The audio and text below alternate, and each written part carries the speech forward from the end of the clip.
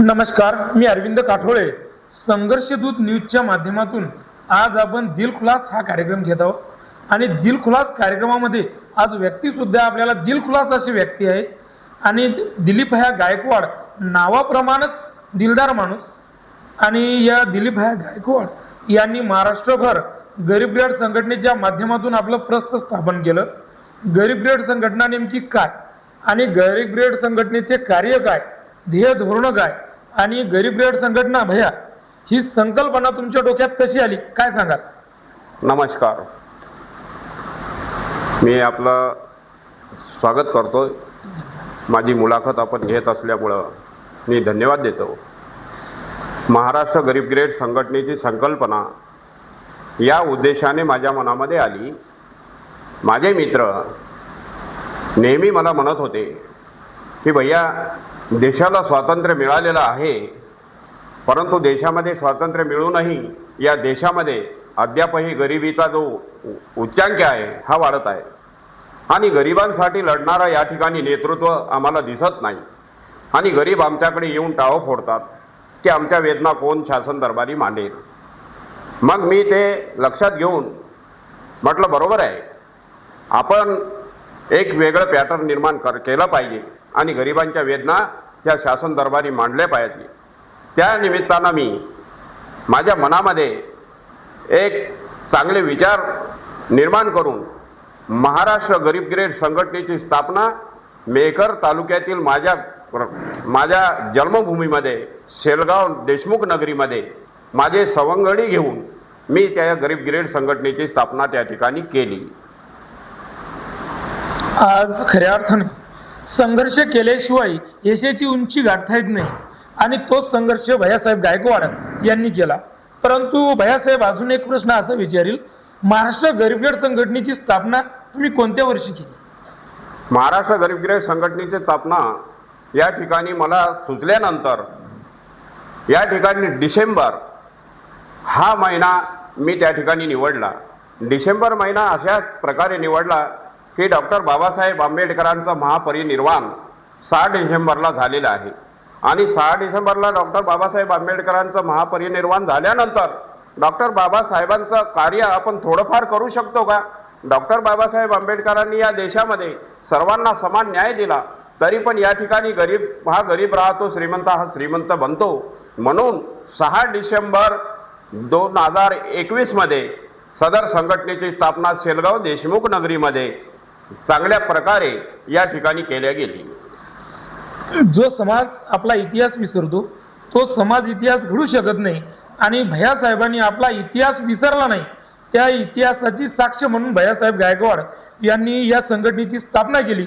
परंतु आज गरीब रथ संघटनेचे पदाधिकारी महाराष्ट्रभरच मी वेगवेगळ्या ठिकाणी फिरत असताना पाहतो, परंतु हा युवा वर्ग नेमका महाराष्ट्र गरीब रथ संघटनेकडे आकर्षित कसा झाला, काय सांगाल? बरोबर आहे, महाराष्ट्र गरीब रथ संघटनेकडे जो युवा वर्ग आकर्षित होतो आहे आणि आपल्या संघटनेचं नेतृत्व स्वीकारतो आहे, याला एक कारण आहे. महाराष्ट्र गरीब रथ संघटना ही गरिबांच्या शेवटच्या घटकाला न्याय मिळवून देणारी संघटना आहे आणि ही संघटना सतत रात्रंदिवस गरिबांच्या वेदना जाणून घेते आणि पदाधिकारी रात्रंदिवस गरिबांची आर्थिक परिस्थिती, आर्थिक दर्जा कसा उंचावेल त्याकरता शासन दरबारी सतत त्यांच्या समस्या मांडत राहते. हे ज्या वेळेला फेसबुकला, यूट्यूबला आणि व्हॉट्सअपला चालत राहते आणि युवा वर्ग ज्या वेळेला सदर बातमी, सदर नियोजन संघटनेचं आणि जी वाटचाल नियोजन संघटनेची आहे, ही वाटचाल ज्या वेळेला आपला तरुण वर्ग बघतो, त्यामुळे त्यांना ती योग्य दिशा वाटते आणि त्यामुळे संघटनेकडे ते आकर्षित होत आहेत. आज महाराष्ट्रामध्ये वेगवेगळ्या ठिकाणी आपण करप्शनचं प्रमाण इतक्या मोठ्या प्रमाणात वाढलं आहे, तर करप्शन कमी होण्यासाठी नेमक्या आपल्या संघटनेचे ध्येय धोरण काय असणार? संघटनेचं ध्येय धोरण असं आहे साहेब की खरोखर सांगतो ना, या ठिकाणी गरिबांची अवस्था फार विचित्र आहे. त्यांच्या वेदना कोणी जाणून घेत नाही. उठलं की कोणी सदन लोकांसाठी या ठिकाणी, इथे शेतकरी असेल, कास्तकार असेल, इथे कर्मचारी असेल, व्यापारी असेल, भांडवलदार असेल, यांच्यासाठी लढण्याकरता सर्व संघटना या ठिकाणी समोर येतात. परंतु या गरिबांच्या वेदना या ठिकाणी शासन दरबारी मांडणारं नेतृत्व या ठिकाणी मला काही दिसलं नाही. आणि त्यांच्या वेदना ह्या आम्ही जाणून घेताना, त्यांच्या घरावर जाताना, त्यांच्या प्रत्यक्ष भेटी घेत असताना व्याकुळ म्हणा, त्यांचे जरी ते जीवन जगत असतील पण मरण नसताना असं जीवन हे गरीब या ठिकाणी जगत आहेत. आणि म्हणून या गरिबांना काय लागते, या गरिबांची जी स्थिती आहे ही सुधारावी म्हणून सतत संघटना या ठिकाणी कार्यरत आहे. आणि म्हणून या संघटनेच्या वतीनं या गरिबांना न्याय मिळवून देणं हाच आमचा एकमेव उद्देश या ठिकाणी राहणार आहे. आज आपल्या महाराष्ट्रामध्येच नव्हे तर पूर्ण भारतामध्ये शेतकरी वर्ग फार मोठ्या प्रमाणात आहे.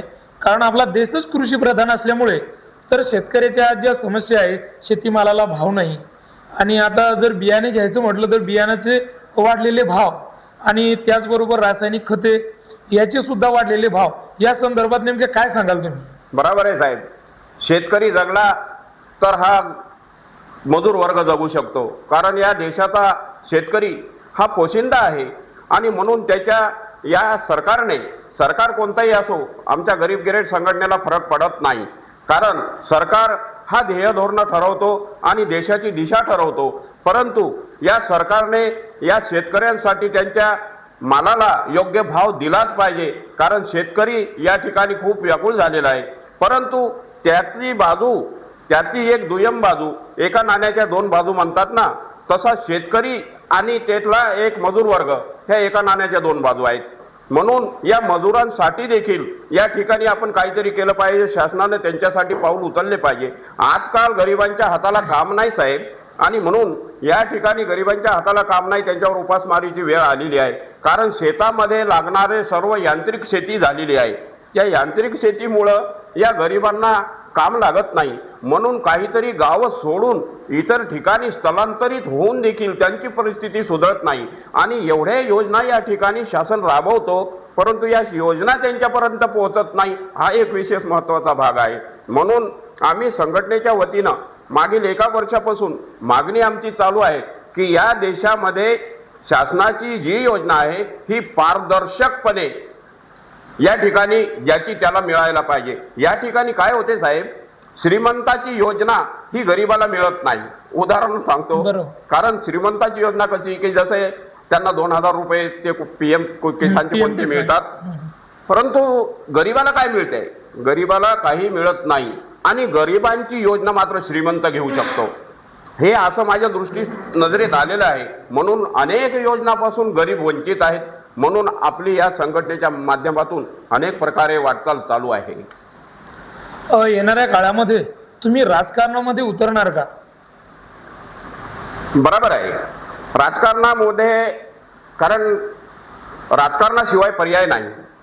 आणि संघटना राजकारणामध्ये उतरणार नाही. कारण काय, आमचं एकच ध्येय धोरण आहे की गरिबांना न्याय मिळावं आणि सामाजिक हेतूने ही चळवळ आम्ही या ठिकाणी राबवत आहे. राजकारण कसल्या प्रकारचं नाही आहे. परंतु या देशामध्ये सर्वात जास्त मजूर आणि गरीब व्यक्ती आहे.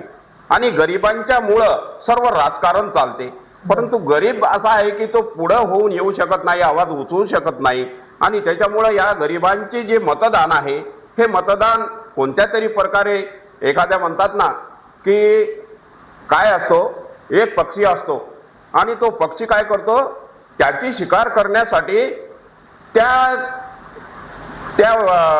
आपल्या काय असते ना जंगल, त्या जंगलाला तो पक्षी का नाही आग लावतो, जंगलाला आग लावतो आणि आग लावून त्याच्यामधली शिकार करतो. अशी अवस्था सर्व राजकीय पक्षांची या ठिकाणी आहे. ते काय करतात, या गरिबांना ऐन राजकारण आलं की या गरिबांना काहीतरी आमिष दाखवतात. आणि आमिष दाखवून हे गरीब काय बिचारे, यांना तर मतदान करावंच लागते. यांच्या मतावर मोठाले होऊन देखील या गरिबांची व्यथा या ठिकाणी त्यांना समजत नसेल तर ही मोठी दुर्भाग्याची गोष्ट आहे. म्हणून राजकीय हेतू या ठिकाणी नसला तरी पण संघटनेचं मतदान, जे संघटनेकडे आपल्या मतदान आहे, जे संघटनेचे कार्यकर्ते आहेत, पदाधिकारी आहेत, जो वर्ग आहे, हा वर्ग मतदान तर करणारच आहे. त्यामुळे राजकीय हेतू हा थोडाफार का होईना पण तिथे निर्माण होतो. पण नेमकं जर तुम्हाला वेळ आली समजा किंवा समोरून बोलावणं झालं तर तुमची युती नेमकी किंवा कोणत्या पक्षाचं तुम्ही काम करणार? बरोबर आहे, हे तरी सध्या मी सांगणार नाही.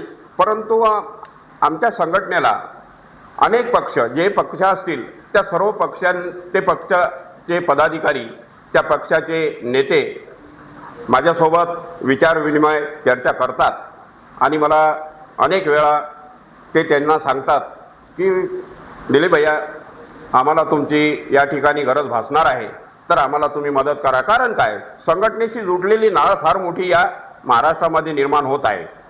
त्याच्यामुळे त्या पक्षासोबत आम्ही कोणत्या पक्षाचं काम करणार आणि नाही करणार ते आम्ही वेळेवर सांगू. हे होते दिलीप भैया गायकवाड, गरिबाचा बुलंद आवाज. कारण आज या ठिकाणी गरिबासाठी लढण्याचं प्रमाण फार कमी झालेलं आहे आणि एखादा नेता जर गरिबाचा आवाज उठवत असेल, आवाज उठवता उठवता तो नेता कधी श्रीमंत होईल हे सांगता येत नाही.